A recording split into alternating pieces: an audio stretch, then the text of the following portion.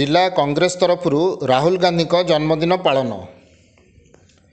जिला कांग्रेस सभापति सुनील दास सभापतित्व में लोकसभार विरोधी दलर नेता एवं कांग्रेसर प्रिय नेता श्री राहुल गांधी 55तम जन्मदिन स्थानीय गांधी मंदिर में पालित हो जाइछि। एही उपलक्षे दल तरफ राहुल सुस्थ निरामय दीर्घजीवन कामना करा जायथिला। राहुल बहुमुखी प्रतिभा एवं देशर लोकप्रिय जननायक भाव में भूमिका संपर्क में आलोचना करा जायथिला।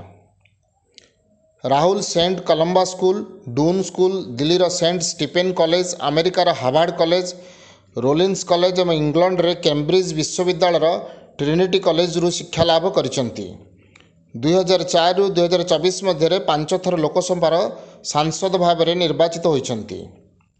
राहुल गांधी ऐतिहासिक पदयात्रा भारत जोड़ो यात्रा जहाँ 7 सेप्टेम्बर 2022 रे कन्याकुमारी आरंभ हो दीर्घ 136 दिन मध्य पाखापाखि 4000 किलोमीटर अतिक्रमण करिया परे काश्मीर रे समाप्त होइथिला। ताहा समस्त भारतवासी को हतबाक कर देथिला। एवं राहुल को आह्वान नफरत की बाजार में मोहब्बत की दुकान एवं डरमत एते प्रभावशाली एवं आकर्षक होइथिला जे जोंथिरे लक्ष लक्ष साधारण जनता स्वतःपूर्त भाव में आसी पदयात्रा रे सामिल होइथिले। देश में आरएसएस समर्थित बीजेपी मोदी सरकार शासन समय देश में सांप्रदायिक हिंसा और घृणाभाव सृष्टि करने सहित दलित आदिवासी संख्यालघु संप्रदायर नागरिक मानक उपरे अत्याचार करने और भय प्रदर्शन करने आदिर अंत घटाइबा यही पदयात्रार अंतिम लक्ष्य थिला एवं एथिरे अनेक सफलता हासिल होइछि बोली कांग्रेस तरफ कहुଯାଇଛି। राहुल को लोकप्रियता को देशर प्रधानमंत्री एवं तांको दल सह्य न करि पारि तांको विरुद्ध रे अनेक मिथ्या मुकदमा रुजु करी तांकर लोकहितकर कार्यक्रम रे प्रतिबंधक सृष्टि करने को कांग्रेस समालोचना करिछि।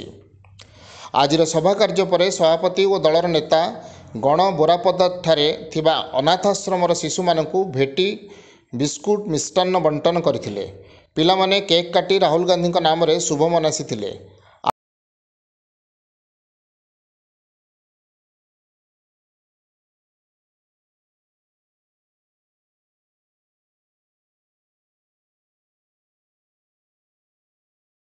आजिर कार्यक्रम में पीसीसी संपादिका शिल्पीश्री हरिचंदन, विधायक प्रार्थी विप्रचरण साहू, वरिष्ठ नेता डाक्टर तुषारकांति नायक, विनय कुमार साहू, छविराज विश्वाल, जितेंद्र साहू, सरोज शतपथी, बनमाली दास, अविनाश पंडा, महिला नेत्री उर्मिला दास, शेख सिराज उद्दीन, गयाराम सेठी, संग्राम किशोर दास, निशाकर साहू प्रमुख योगदान करथिले।